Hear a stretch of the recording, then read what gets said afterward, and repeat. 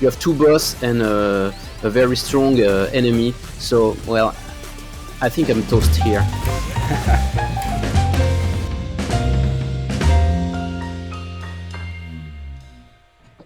Hi everybody, welcome to another episode of PlayStation Underground. You got Tim here, and I'm joined by fellow PlayStation teammate Gillen McAllister. Hey there, Gillen. Hello there. And we are so excited to be checking out Streets of Rage 4's Mr.x Nightmare DLC, and we have a couple special guests. Hello to Jordi Asensio, lead game designer at Dotemu and Guard Crush Games co-founder. Hi, Jordi. Hi. As well as Ben Fiquet, art director on Streets of Rage 4 and co-founder of Lizardcube. Hi, Ben. Hi, thanks for having us. Yeah, we're so pumped to be checking this out. Just to kick things off, can you guys just tell us what we're looking at here? Okay, so in the survival mode, you go from arena to arena, obviously kicking bad guys, and at the end of every arena, you get to choose between some bonus that will upgrade your character. Okay. So it gets harder and harder, and you try to go as far as possible. Awesome. And, I think I'm recognizing the character that we're playing at, but I feel like the first time I met her, I was on the other side of the controls from her. So, can you tell us? Yeah, that's a new addition to the playable roster. This is Estelle, which actually became quite a fan favorite throughout the release of the game, and she's a boss that redeems herself during the story, and she's like a real badass. She's in the police department, but she fights for justice, and she's really cool. Funny thing is, actually, when I designed her, this is actually a cop I met when I was just in front of my building. There was three cops like looking to enter, and she was so badass that somehow I remembered her and I had to draw her, and somehow she ended up in the game. But it was really like almost like she had that kind of mohawk. And you could definitely tell she was a boss. Even if there were two guys with her, which is funny. That's so cool. So she was a boss in every meaning of the word, basically. So you. Sorry, I just realized that we took a buddy as an upgrade. So now you have someone with you, controlled by the AI that will help you. It's really a tough choice what to take at the end of the level, because you can go either way. For example, here on the second level, I'm the one playing. I took glass cannon upgrade. Okay. So now I do double damage, but I take double damage. So I'm gonna have to be really careful. Here I have the choice between Airmaster, which add an extra jump, like a double jump, and I have the choice to have no jump at all, but having some stat boosted like defense and attack and movement speed. And talking about those items, do those items only last for the next room, or do they last for the duration of your run? They are permanent. Oh. They are permanent, so you really become really, really powerful. That's really cool. It's almost like it almost reminds me of like a roguelike kind of, decisions as you're passing through each room, in a sense, but that's really, really cool. Yeah, this is kind of a roguelike. The only thing is the rooms are essentially the same. Right. This is basically the size of a dojo arena that you have in the original game. But there is much more to that. There is like hazards, tricks, and different kind of enemies you can find. And but basically, yeah, you take every perk lasts for the entire run, and you can add up. Like if you find 2 times the same perk, it's gonna increase the efficiency. Ah, okay.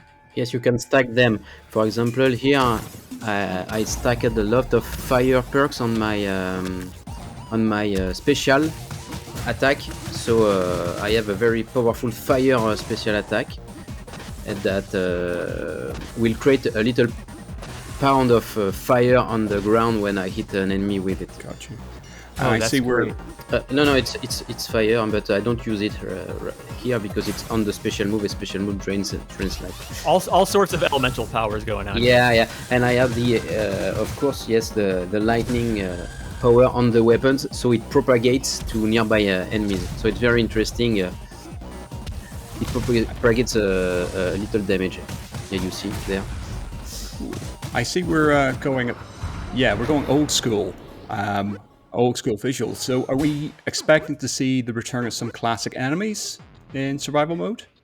Yeah, there are like something between 20 and 13 new retro enemies you can fight, and bosses.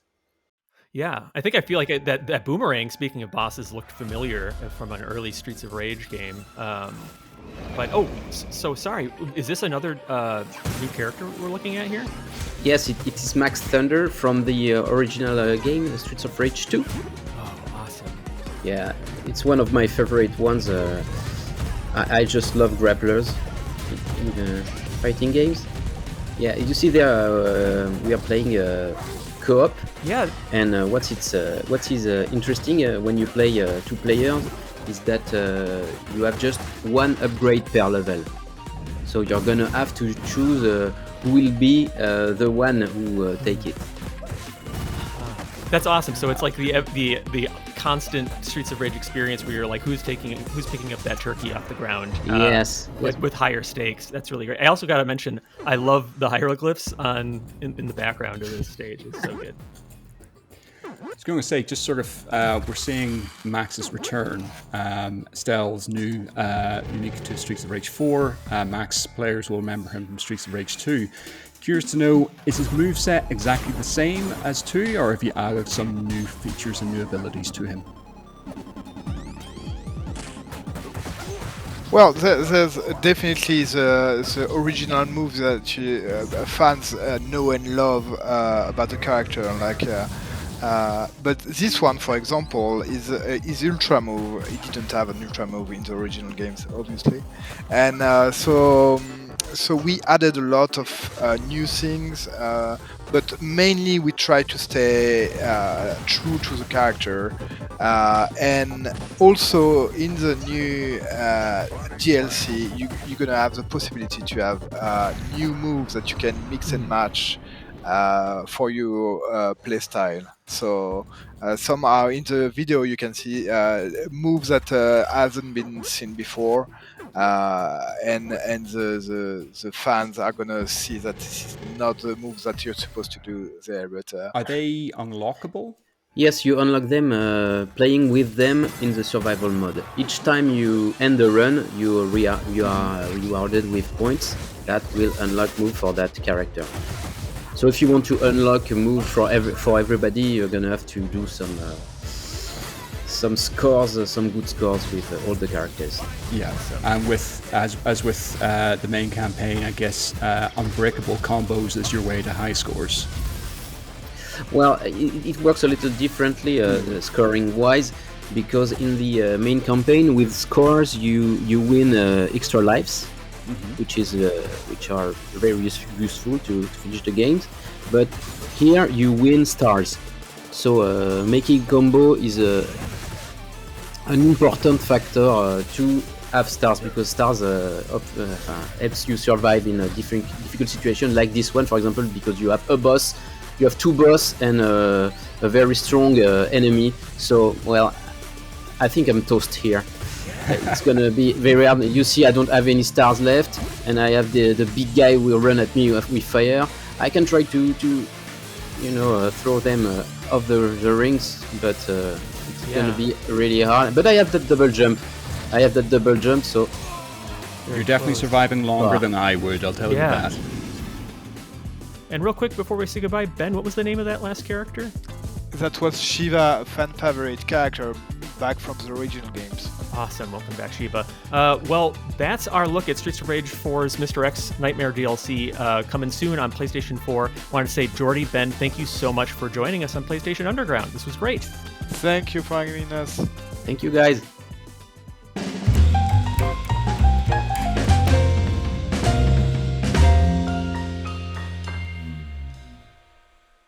PlayStation